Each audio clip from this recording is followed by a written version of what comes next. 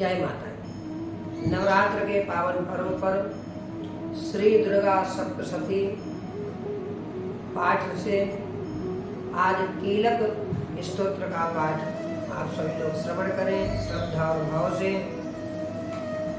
ओम चंडिका देवी को नमस्कार है। मार्कंडेय जी कहते हैं कि विशुद्ध ज्ञान ही जिनका शरीर है, तीनों वेद ही जिनके तीन दिव्य नेत्र हैं, जो कल्याण प्राप्ति के हेतु हैं तथा अपने मस्तक पर अर्धचंद्र का मुकुट धारण करते हैं, उन भगवान शिव को नमस्कार है। मंत्रों का जो अभिकीलक है अर्थात मंत्रों की सिद्धि में विघ्न उपस्थित करने वाले साप रूपी कीलक का जो निवारण करने वाला है, उस सप्तशती स्तोत्र को संपूर्ण रूप से जानना चाहिए। यद्यपि सप्तशती के अतिरिक्त अन्य मंत्रों के जप में भी जो निरंतर लगा रहता है वह भी कल्याण का भागी होता है। उसके भी उच्चाटन आदि कर्म सिद्ध होते हैं तथा उसे भी समस्त दुर्लभ वस्तुओं की प्राप्ति हो जाती है।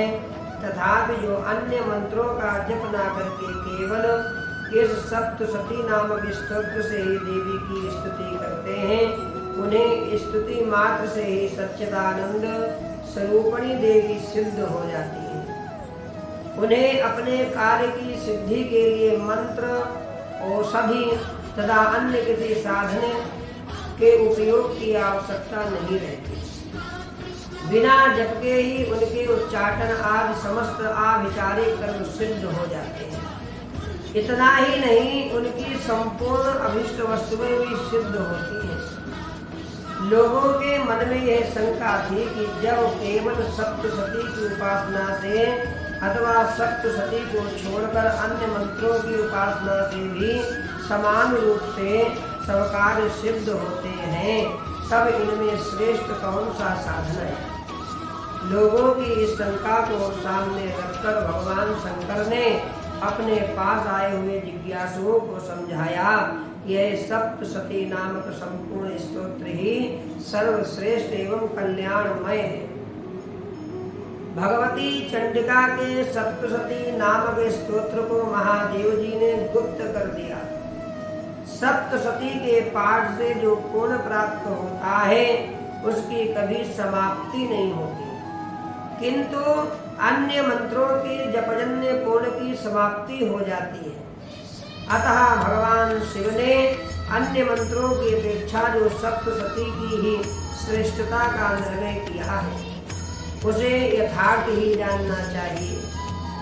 अन्य मंत्रों का जप करने वाला पुरुष भी यदि सप्तशती के स्तोत्र और जप का अनुष्ठान कर ले तो वह भी पूर्ण रूप से ही कल्याण का भागी होता है।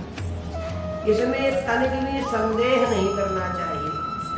जो साधक कृष्ण पक्ष की चतुर्दशी अथवा अष्टमी को एकाग्र चित्त होकर भगवती की सेवा में अपना सर्वस्व समर्पित कर देता है और फिर उसे प्रसाद रूप से ग्रहण करता है, उसी पर भगवती प्रसन्न होती है, अन्यथा उनकी प्रसन्नता नहीं प्राप्त होती। इस प्रकार सिद्धि के प्रतिबंधक रूप कील के द्वारा महादेव जी ने इस स्तोत्र को कीलित कर रखा है, जो पूर्वोक्त रीत से निष्कीलन करके इस सप्तशती स्तोत्र का प्रतिदिन स्पष्ट उच्चारण पूर्वक पाठ करता है, वह मनुष्य सिद्ध हो जाता है, वही देवी का पार्षद होता है और वही गंधर्व भी होता है।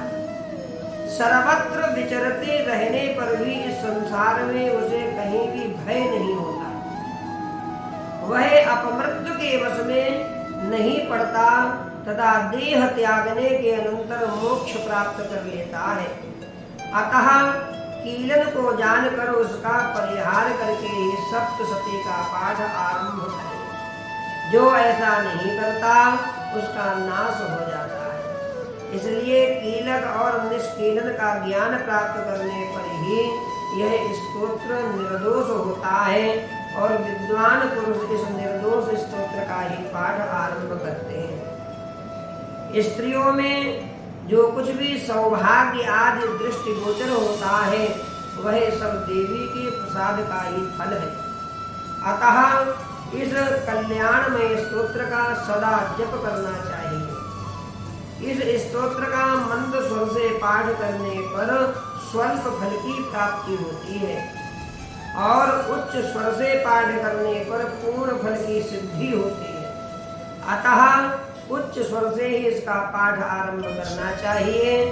जिनके प्रसाद से ऐश्वर्य, सौभाग्य, आरोग्य, संपत्ति, शत्रुनाश तथा परम मोक्ष की भी सिद्धि होती है, और कल्याणमयी जगदम्बा की स्तुति मनुष्य क्यों नहीं करते हैं। बोलिए दुर्गा मैया की जय। आप सभी ने दुर्गा सप्तशती के अंतर्गत कीलक का पाठ आपने श्रवण किया।